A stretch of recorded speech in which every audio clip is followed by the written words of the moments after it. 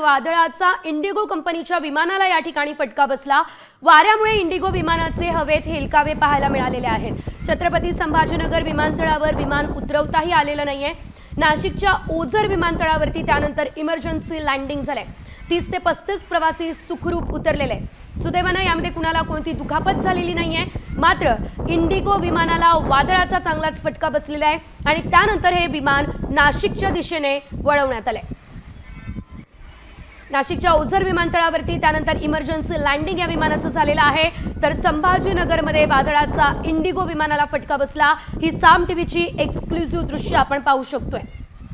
एकंदरीत आपण जर बघितलं तर सध्या अचानक वातावरणामध्ये मोठा बदल झालेला आहे। पाऊस पडतोय तर काही ठिकाणी वादळी वारे वाहत आहे आणि त्याचाच फटका संभाजीनगरमध्ये देखील बघायला मिळाला। अधिकची अपडेट आमचे प्रतिनिधी माधव सावरगावे देत आहे। माधव, इमर्जन्सी लँडिंग नाशिकमध्ये करण्यात आलं, पुढे नेमकं काय अपडेट? शेजल, काल सायंकाळची ही घटना आहे। दिल्लीवरून छत्रपती संभाजीनगरला विमान येत असताना ते छत्रपती संभाजीनगर विमानतळावर पोहोचलेलं होतं। मात्र वादळ इतकं होतं की ते विमान अक्षरशः हेलकावे खाऊ लागलं आणि ते विमानतळावर उतरणं शक्य नव्हतं। बराच वेळ ते विमान खालून वर वरून खाली अशा स्थितीमध्ये ते हेलकावे घेत होतं। शेवटी वैमानिकांनी निर्णय घेतला की हे इमर्जन्सी लँडिंग इथं नाही करता येणार तर ते नाशिकच्या ओझर विमानतळावर।